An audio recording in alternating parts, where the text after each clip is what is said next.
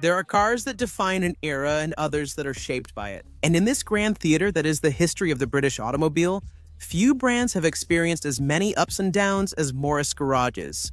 A century of racing wins, road icons, bankruptcies, takeovers, and revivals, up to this modern era where the Morris Garages badge sadly sits on Chinese electric SUVs. But if we go back to the early 80s, it's another tragedy that's unfolding. That of the Morris Garages Metro Turbo. A little bundle of nerves that's as messy as it is delightfully endearing. Let's review its story today.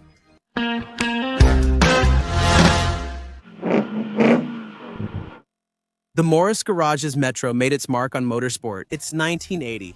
The British automotive industry is in agony. Strikes are happening one after another. Factories are closing.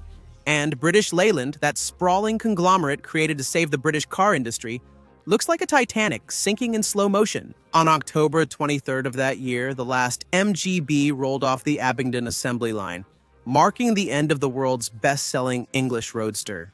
Normally, this would have been the moment when Morris Garages should have bowed out with dignity. But at British Leyland, they don't like endings, so they recycle. And that's how, in 1982, the brand was reborn, stuck onto a city car. Yes, Morris Garages, a symbol of driving pleasure and British-style sportiness, was put on an Austin Metro. It's safe to say that the purists almost choked on their tea. The Austin Metro is a small city car introduced in 1980. It was meant to succeed the Mini with a boxy look, a clever interior, and a truly impressive space-to-size ratio. But when British Leyland decided to make a sporty version, badged Morris Garages, it was mostly a cosmetic exercise.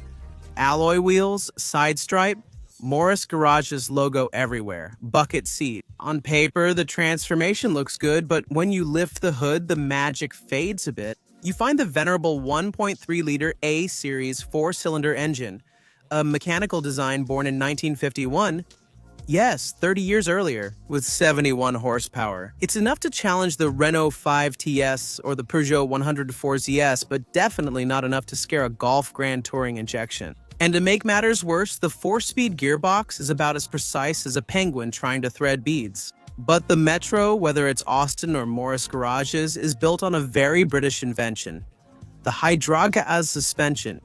Invented by Alex Moulton, who was already responsible for the Mini's hydroelastic suspension, it replaces the springs with spheres filled with gas and hydraulic fluid connected to each other. On paper, it's ingenious.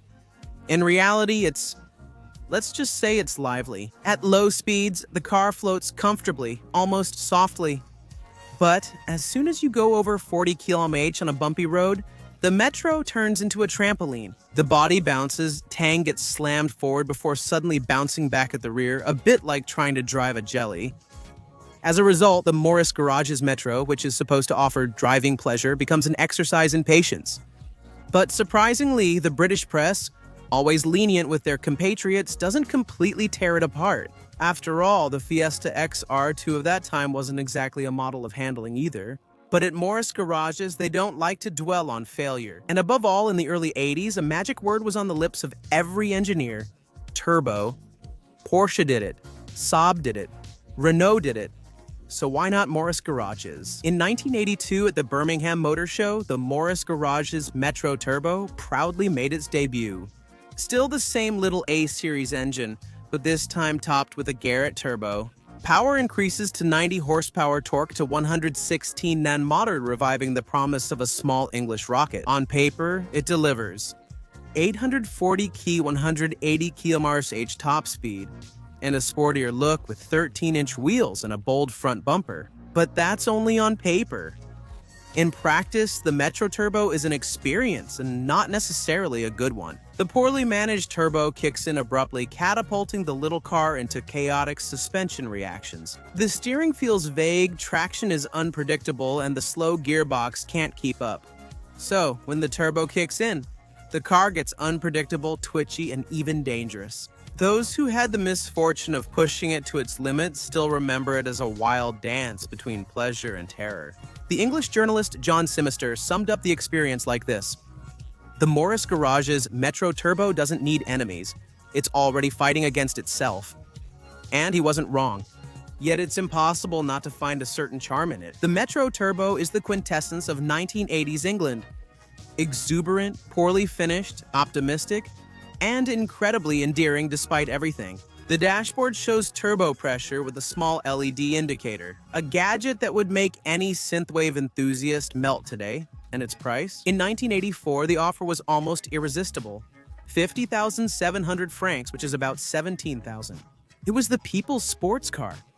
But on the road, it was still an unidentified flying object. Fun on paper, exhausting to drive, brilliant in ads, but messy in real life. The Morris Garage's Metro Turbo will never go down in the legend of GTIs. It has neither the precision of a 205 nor the class of a Golf, nor the craziness of an R5 Alpine Turbo. But it has something else, personality. Fewer than 30,000 units were produced between 1982 and 1990. Today, most of them have disappeared, lost to rust or neglect.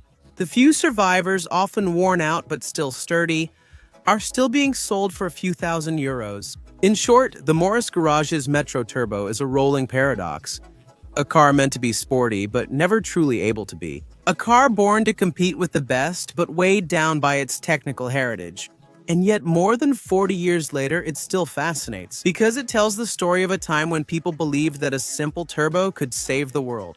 It's a car full of flaws, but those are the flaws that make it human. And at a time when everything is calibrated, digital, and sanitized, a little messy but sincere English car almost feels refreshing. And do you have any memories with this English car?